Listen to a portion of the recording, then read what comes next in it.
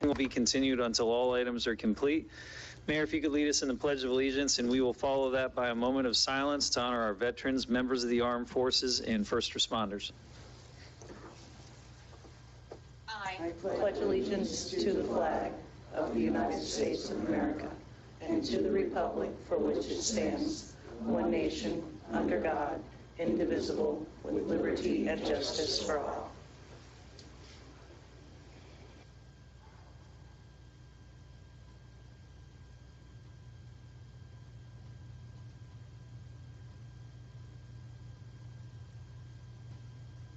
Thank you.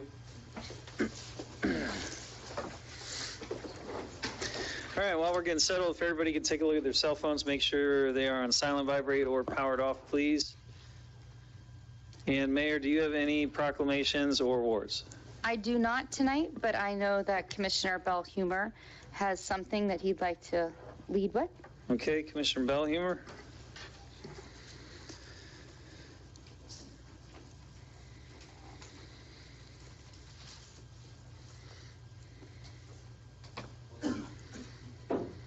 I learned this from the mayor. I'd like to invite our interim city manager, Mr. Mike Abels, to the podium. Oh, state of emergency's coming. Scary, isn't it? This time last week, I just got to thinking about all the things you've done for us and how thankful I am personally, and I'm sure everybody else is as well. So I came to Penny and asked her what we were going to do and to show her appreciation. And Liz was around the corner, so she asked for Liz to come and put in her answer. Liz says, well, he likes cake. So well, that's nice. That's nice. But I was thinking of something a little more tangible, something you can take with you. So we have this appreciation award presented to Michael Abels for his grace, patience, and humor in guiding the city of Flagler Beach to its next chapter. And then there's a quote at the bottom. It says, a garden requires patient labor and attention. Plants do not grow merely to satisfy ambitions or fulfill good intentions. They thrive because someone expended effort on them. So this is for you. And I want to thank you on behalf of City Commission and staff and all the residents for what you've done, and having spent your time here with us and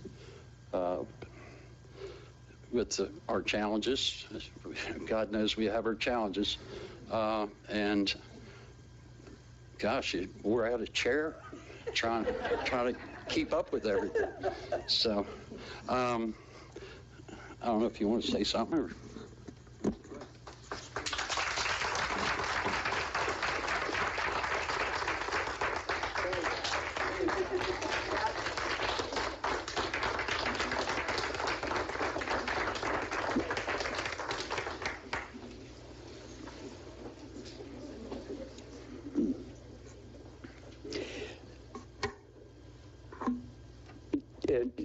Just want to make sure I can say this with calmness. I can't thank the City Commission enough for giving me the honor to serve the city. It's truly been my honor to be here. I want to, if I can, a person to be successful has to have a strong backing to do that. And I want to thank the city staff for the support they have given me, all of the city staff, and as well as the support. We have people like the consultants that have worked with us. I see David is here. I see others that are here. I don't want to miss anyone, but I do want to thank. You're only successful with those people that are behind you and supporting you. And you have a very, very dedicated city staff that has helped me in everything that I've done, and I can't thank them enough. And I also want to thank the City Commission. The City Commission, I think the citizens of Flagler Beach can be very proud of you and the futuristic vision that you're bringing to the city. I made a comment with one of our last agenda items that every single one of the City Commission made a comment about the strategic plan and how you were planning for the future. That is absolutely, in my opinion, the perfect example of leadership, and I thank you for that. And you have helped whatever success that I have had. It's been also because of your dedication to the city and dedication to the mission of the city. And I thank you for that, and I thank the citizens for also the support. And I will say we have some folks here that I know that have worked on projects, and it's been very helpful to city staff when citizens constantly tell us we really need to do this, because that is a motivation for us to know we've got to take action, because our job is basically to serve the citizens of Flagler Beach. So I thank them as well, and that are here. So thank you very much. I can't tell you how much this means to me. Thank you. Hey, Mike. Mike, you coming up for a photo, Yeah, you got the photo. please?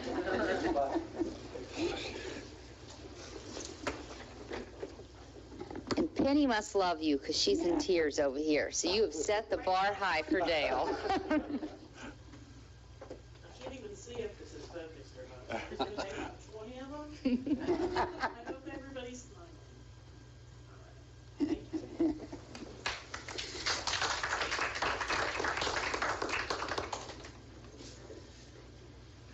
Well, and I got to chime in. You know, when you started, the city was kind of a hot mess, if you remember. I know our citizens do. And, you know, it's interesting. When you have somebody that has the skill set and the temperament and, you know, all the intangibles that you have, you know, you were able to come in and, you know, it was just instant. Like, everything just settles right down. There was a big woo-saw moment, and then city business just proceeded forward.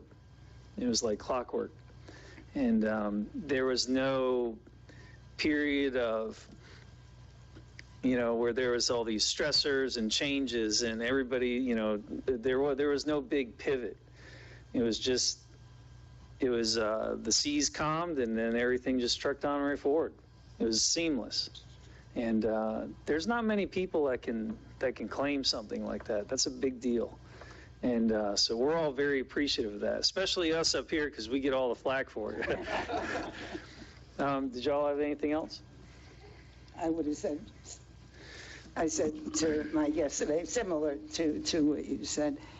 And to pick up on our new guys, Mr. Martin's, there's no spring training for being the city manager. You don't mind if I copy you? And so, as Eric said, there was no, I need all this time to catch up. You just started and everything was great. And I think you were grateful to us for our forward vision, but I think you kind of set us on that path. So thank you for that. And Mike, you were not at the FB3 meeting the other day, but I made some remarks there about, you know, welcoming in Dale Martin. But I made, you know, the message I wanted to put out there was the transition of the last several months and how important it has been to the city and to me personally. I mean, the last time I was in front of that group, they had a candidate for him, you know, so I was trying to get elected. And at the time, the city wasn't a hot mess. You know, we had an acting interim city manager preceding our interim city manager, you know, and so this is what I've known the whole time I've been up here. It's just a state of flux. But when I look where we are now versus where we were then, what you were able to accomplish is just remarkable. And so I, for one, really appreciate it. I'll just chime in. Mike, you know I love you. I begged you to stay and it didn't work. But I could never say thank you enough. You gave this city the much needed reset, and you reset the tone for the commission, the residents, the city staff, and everyone is so appreciative, and we could just never thank you enough. So thank you, and we hope you have fun when you're traveling Europe and enjoying your true retirement. Thank you. You know, I would always thank you at our meetings, but, you know, really, truly, I think on behalf of this community and this commission, really, you brought that calmness, and you came in with your strategic plan. I think we kind of talked about it before, the PAL doctrine, right? You had your clear, concise goals, and you came in and you did it and you thrived. And thank you for setting us up to be a really successful municipality. And I think you set a really good foundation for Mr. Martin to come in. So thank you again for everything. Just 2 more words. Selfless dedication. Yes. And we got cake for you in the back. It gets no better than that. Yeah. And you're officially allowed to eat it during the meeting, too, if you want. Okay. Thank you. It's been my honor. Very much my honor. Thank you. All right, and we'll make sure that this meeting tonight is as painful as possible, because we want you to remember us. All right, we'll move on to deletions and changes to the agenda. We have one commissioner who's under the weather tonight, and I think it would probably be in our best interest, and I wanted to see what y'all's thoughts are on this, of moving item 18, I believe it's 18, up to item 7B. If y'all would be okay with that. Sure. I just wanted to get everybody's thoughts. Yeah.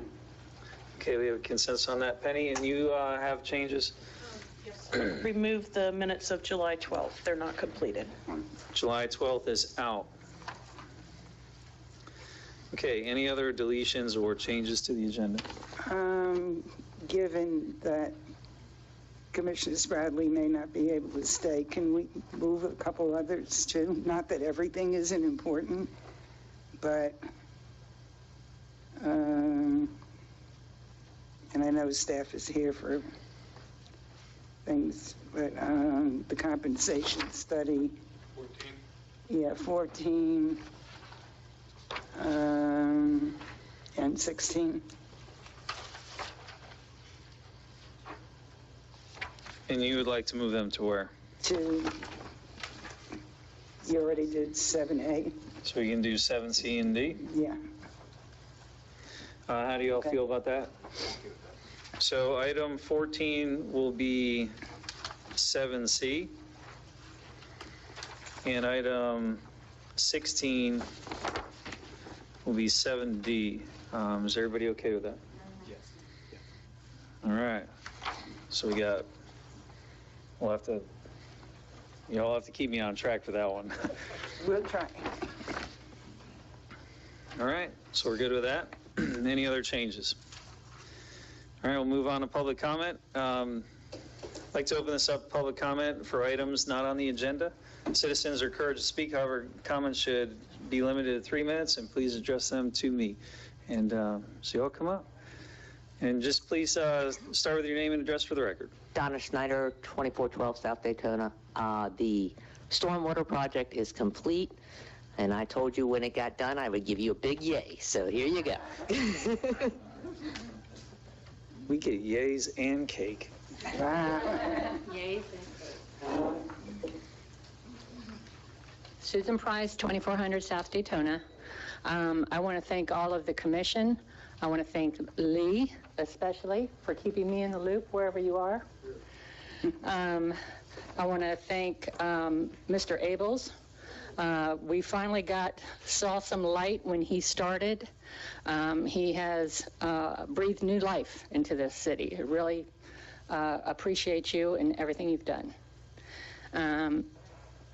James, I want to thank you for being down there all the time, taking all my calls, all my hollering, all my crying.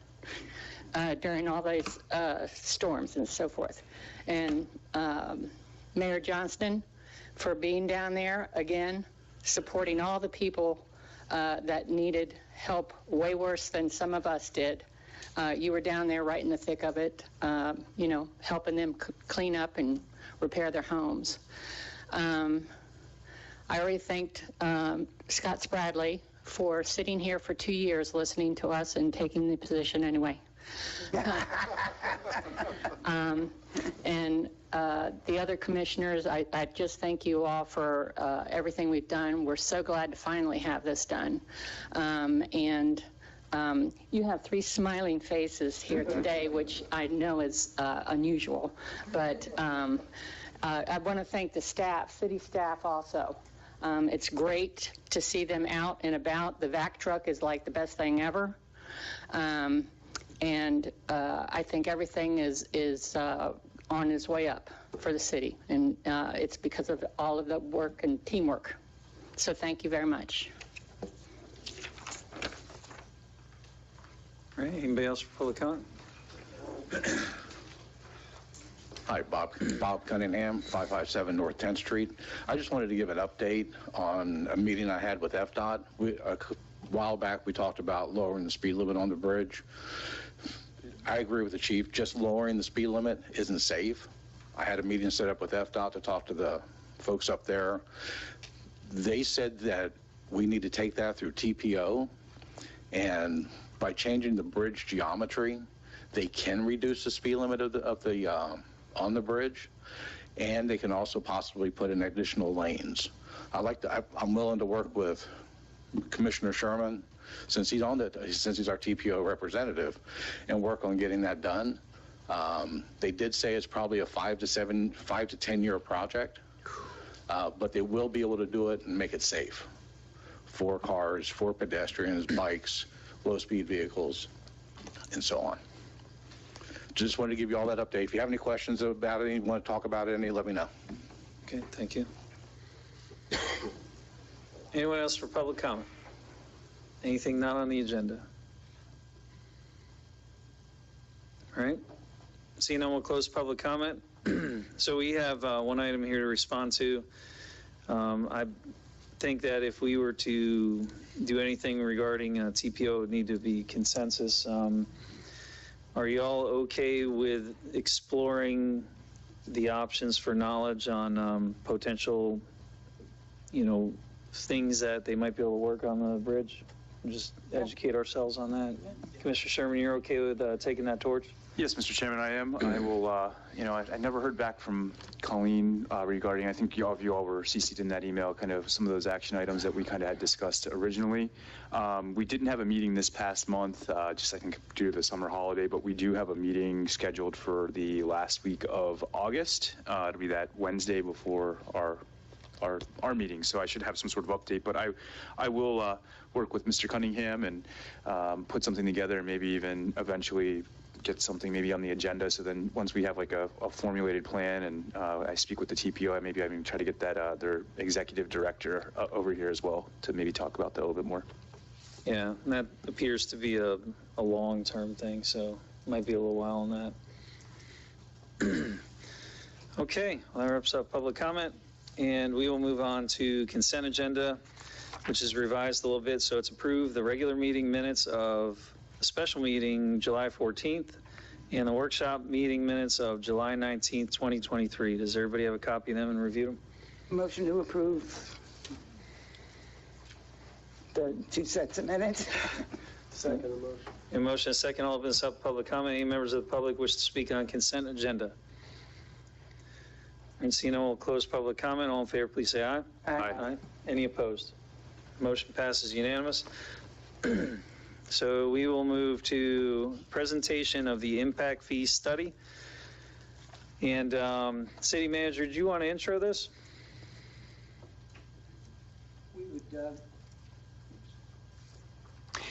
I would like to introduce Carson Bice, who is the consultant that worked for the city to put this together. With no further ado, I'd turn it over for the presentation. Thanks, Mike. Good evening, Chair, members of the Commission. Carson Bice, president of Tischler Bice, and I'd also like to point out that our study was sort of dead in the water until Mike Abels came on board and resuscitated it, and we got an exponential amount of work done in the last 3 months, and so we appreciate the way he cracked the whip on this study. It was a pleasure to work with you, Mike. Let's see here.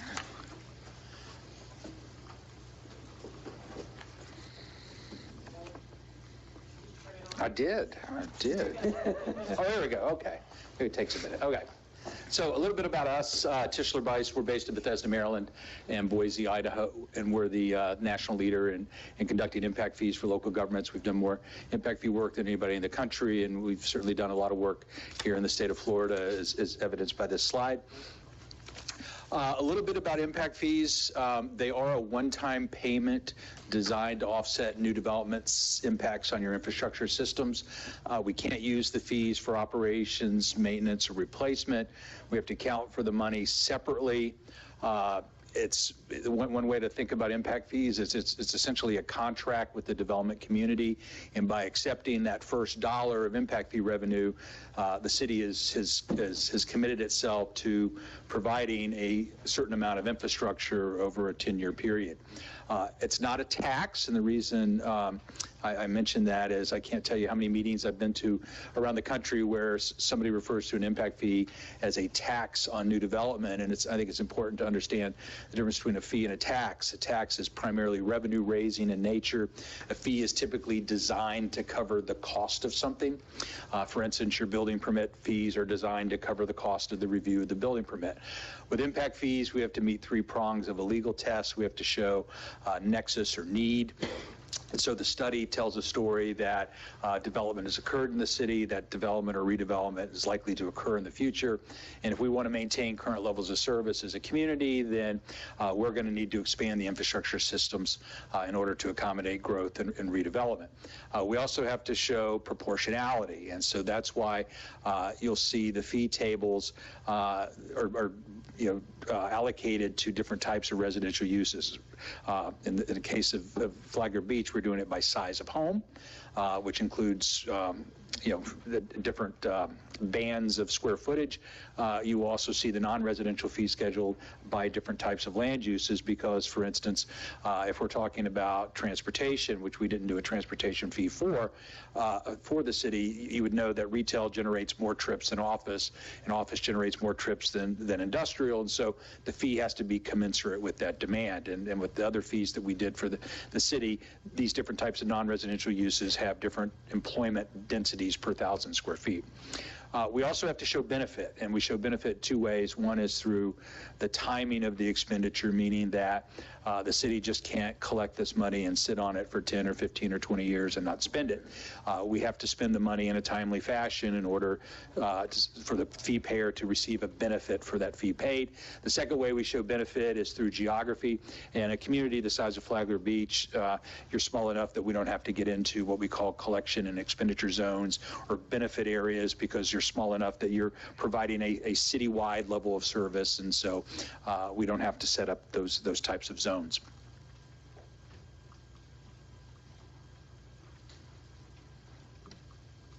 There we go.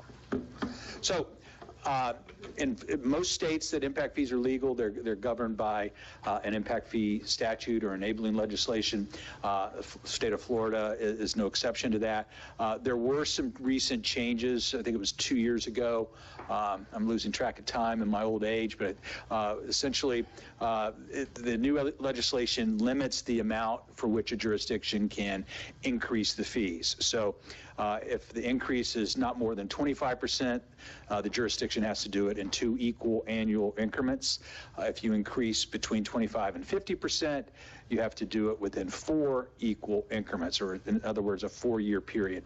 And an impact fee increase may not exceed 50% of the current impact fee rate unless the jurisdiction is willing to demonstrate a finding of extraordinary circumstances, and you have to basically publish a report justifying those circumstances. You have to notice 2 public workshops, and the increase must be approved by at least 2/3 vote of your governing body. And the other change limits the how often a jurisdiction can update their study. It used to be as if you wanted to, a jurisdiction could update it every year or every 2 years. Now an impact fee can't be increased more than once every 4 years. This slide here summarizes the development projections, and we're projecting a resident population increase of about almost 1,600 people, the seasonal population increase of about 5,600. We're also increasing or projecting an additional approximately 750 housing units, employment increases of about 535 jobs, and then non-residential square footage increase of about 213,000 square feet over the next 10 years.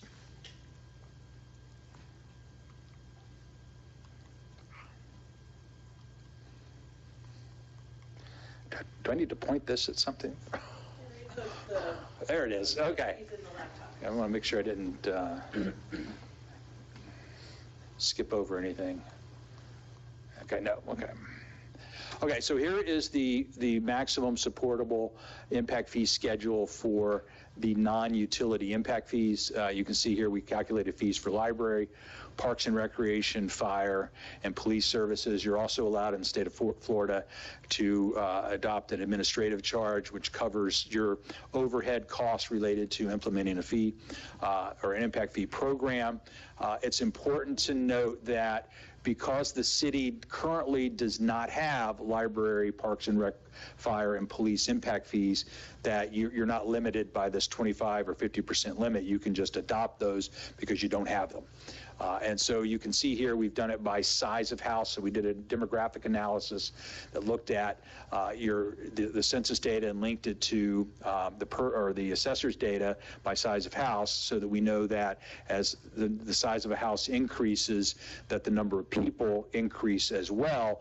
And then it levels off at a certain point, and that leveling off point's at 3,500 square feet within Flagler Beach. And so the fees are assessed by these different bands of square footage. And you can see here that for the non-utility fees, they range from $2,480 a house to $7,488 for the largest house size.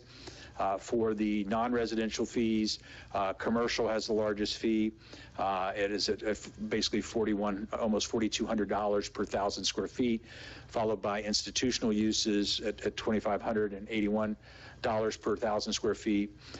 Then office and other services is almost $1,900 per 1,000 square feet, and then industrial uses has the lowest at $850 per 1,000 square feet. Now, we also did fees for water and wastewater.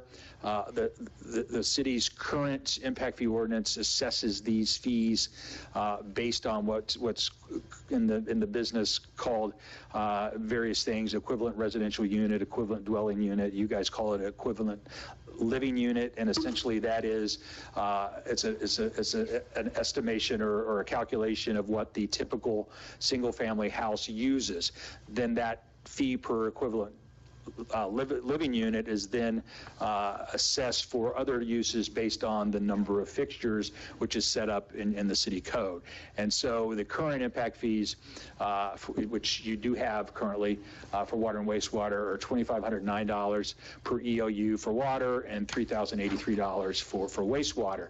Now, the maximum that we calculated is $5,653 for water. However, since these are existing fees, if you wanted to increase that by 25%, the maximum you could do is $3,136, and you would have to implement the delta between the current fee and that 25% increase over 2 years, or you can go the 50% increase over 4 years, and the maximum would be $3,764 compared to your current fee. Same situation exists with wastewater, where if you did the 25% increase, the fee would increase to $3,853. It's $4,624 for the 50% increase.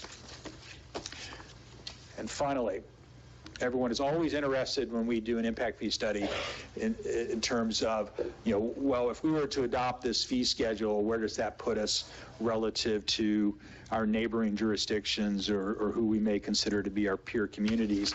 And you can see here that if you implemented all of these across the board, and the water and wastewater at that 50% increase limit, that it would put you as the highest in the region, at slightly over $14,000 compared to the list of jurisdictions we have here. And with that, I'm happy to answer any questions you may have about impact fees in general or the technical study. All right, commissioners, questions? Rick? Okay, from what I know about impact fees typically is for new things as opposed to improvements, correct? Yes. So how do you do that with the library? Excuse me? How do you do something like that with the library? Well, you could only use it to buy new books? That's an important question, and I'm glad you brought it up, because by adopting these fees, you would be committing, in the case of the library, to either making an additional expansion to it, not just renovating it within its current square footage. It would mean either building another library branch or making an addition to the current library. So if the commission feels that we're not likely to spend money on increasing library square footage or police square footage, for instance, over the next 10 years, then you should give some strong consideration to perhaps not implementing those two fees. So, but we can use it to buy books, right? That's new. Yeah, I believe there's a collection component in there. Okay. How about administration? How does it work for administration? Well, that's a great question as well. And one of the things that happened with the recent changes to the impact fee legislation is, as we interpret the act, what you would consider town buildings or sort of your general government municipal space is no longer an eligible category. Okay. That's all I got. Commissioner Mealy? Yeah. When you went over the size of the house and how much the impact fee would be, over the last month, the building department has reported one new house is going to be over 5,500 square feet, and another one is going to be over 9,000 square feet. I have yet to figure out how that fits on a lot, but they approved the permit for it. Maybe it's 8 stories. So, since you ended at 3,500 or more, and the other increments are in 500s, it looks to me like maybe we're going to have a few houses like that are going to be crazy big. Should we not add a few more categories in there, or is that not right? Or well, the problem we have now is that this is based on an analysis of your current demographics, and based on that analysis, there's not much above the 3,500, so there's no data to support having 4,500 to 5,000, 5,000 to 55. It's like that in every community where there is this relationship that increases, but then it plateaus and levels off, and that leveling off point is different depending on the jurisdiction. But let's just say that that's a trend, and let's say that more houses than not over the next 5 years are over, let's say, 4,000 square feet. If you did this 5 years from now, there may be data that supports having a band that's larger than the 3,500. And I was having trouble yesterday, I think it was on page 32. That was the library, and I had the same question Rick had. Page 53. And Mr. Abels tried very hard to explain this to me. Seasonal population? Yeah. Okay. Yeah, so in jurisdictions in Florida, particularly around the coast and in communities we work in like Vail and Aspen and Whitefish, Montana, and those kind of places that have a seasonal population, whether it's summer or winter, one of the things that we have to do is make sure that we're not burdening all of the cost of infrastructure just on the folks that live here, because you do have these visitors and tourists that come here. And so, one of the things you do from a residential perspective is you have if you look at, one of the tables that we have in the demographic analysis where we calculate the persons per housing unit or persons per household, is that you have a significant vacancy rate. And so in order to calculate your sort of peak and seasonal population, you have to assume that what happens if all the homes are occupied. And then the census also tells us that I think at that time there were 910 units that were identified in the 2020 census as seasonal units. And so we then apply that person per household calculation to those seasonal units and then add it to the occupied households. Okay, I'll keep working on it. Okay. It'll sink in eventually.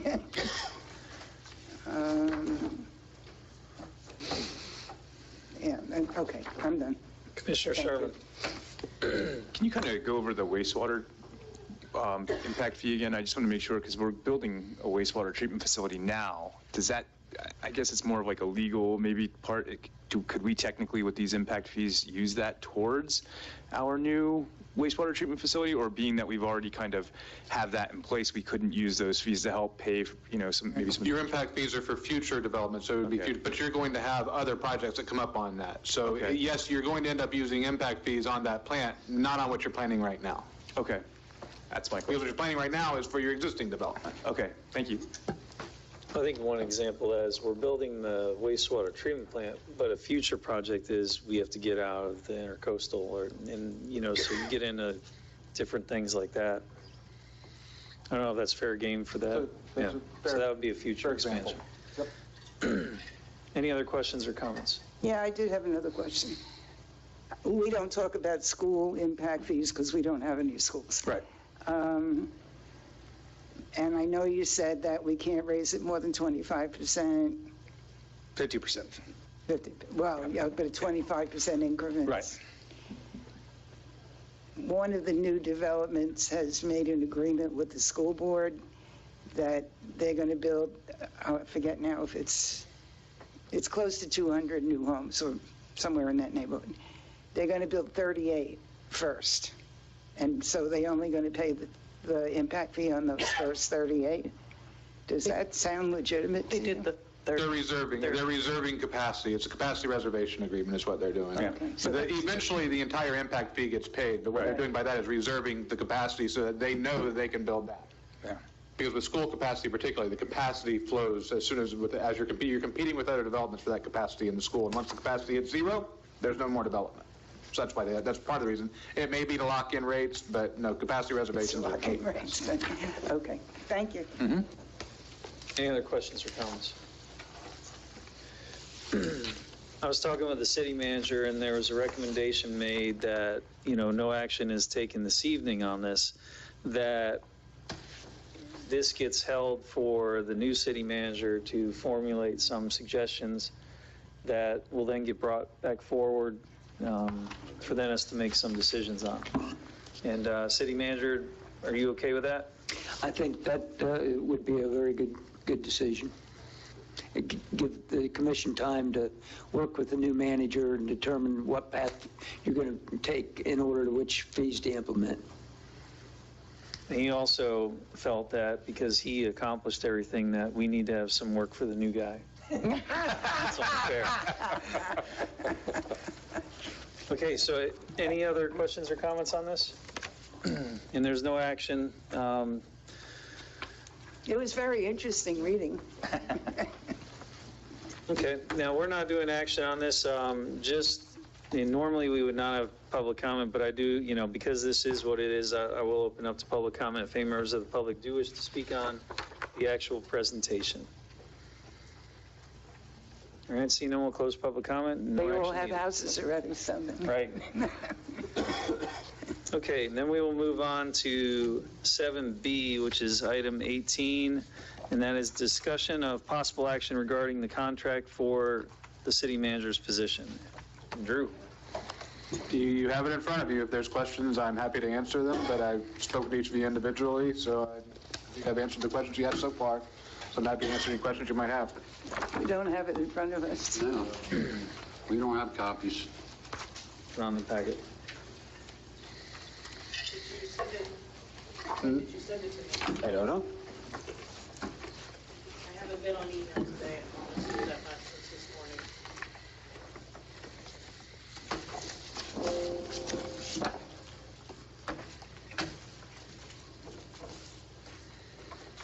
I'm sorry. I thought you were giving it to him because I haven't seen it.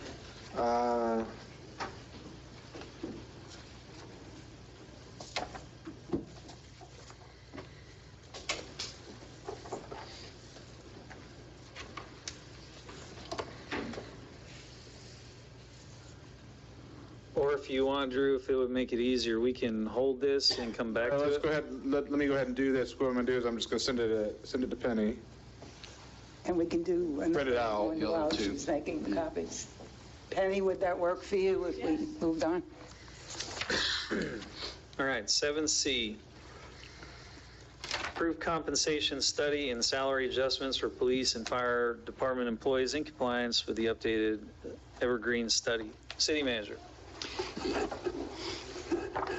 Chair and Commission, this is a final act that we need to do in order to provide updates to the compensation schedule.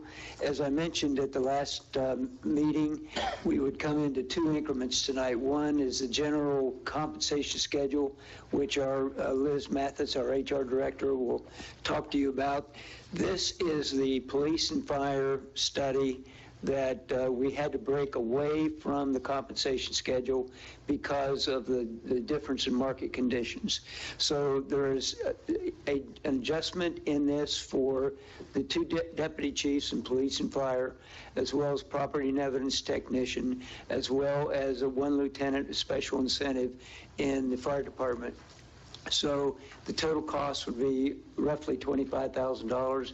You incorporated that money within when you did the budget review for budget fiscal year 23-24. So it is fully paid for. The individuals affected by this would receive retroactive pay back to October 1, since in fact they have been serving in this position that time. They just did not have the proper classification. It does not cover the police officers and police sergeants because they are part of the bargaining unit, and that has to be collectively bargained. So I'd be happy to answer any question, but recommend approval. Okay, questions for City Manager or comments?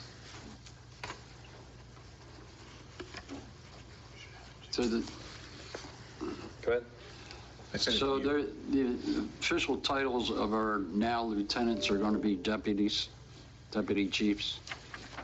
Not the lieutenants. You have captain. Oh, captains, I'm sorry. Yeah. Yeah, just a captain went to deputy chief. Okay. What is the significance of that move? The significance really is reflecting of really what their responsibility was. In the past, one of the things I've mentioned is that we don't have depth in a lot of our departments as far as the top management staff. What this does, and I think it's very valuable to do this, is it provides, for example, if your chief would be sick for a week and a half, you don't have to delegate responsibility for a chief. You've got a deputy chief who automatically falls into that position. So what you do is you're building in depth of command within your management structure, and so I think that's a very valuable thing. And I've noticed during my service here that we, in several departments that I've made a comment about, for example, in the finance department, we needed to upgrade the assistant to an assistant director. And that provides that depth where when one person is not in the office or not available, you immediately have the second person that's in that command structure without a delegation of responsibility. They're already there. Okay. And if I could say one thing it would do as well is, I've mentioned, for example, a need for a particular assistant city manager at some point. that would, if you have that, for example, you would not have needed to appoint me into an interim position. You'd have automatically that second in command you could reach to and say, you're now in charge of whatever department or unit you had. Would you by chance be suggesting yourself for that position? No, sir, I'm not. Worth a shot. Good try, Eric. All right, any other comments or questions? Now it's just going to take a while to get used to not calling them captains anymore. All right, if there's no other questions or comments, I'll open this up to public comment. Any members of the public wish to speak on this agenda item?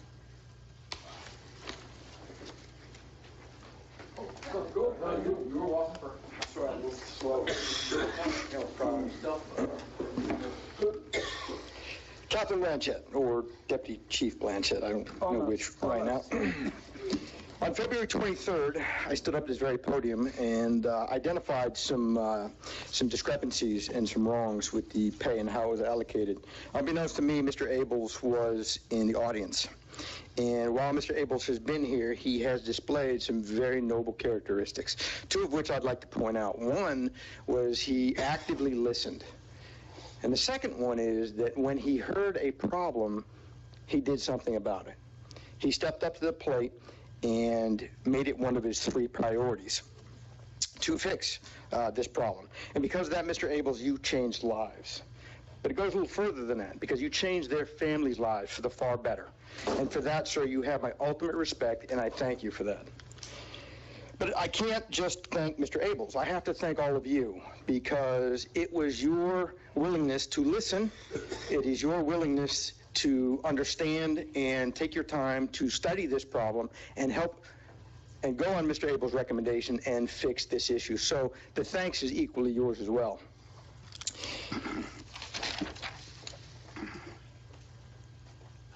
When Mr. Abels came to us, it was incredible because a lot of people reached out to us and they told us what an unbelievable person he was of character and the skill sets he had, and it went on, which was great, gave us a lot of faith, and he took the city in a direction that we all wanted it to go.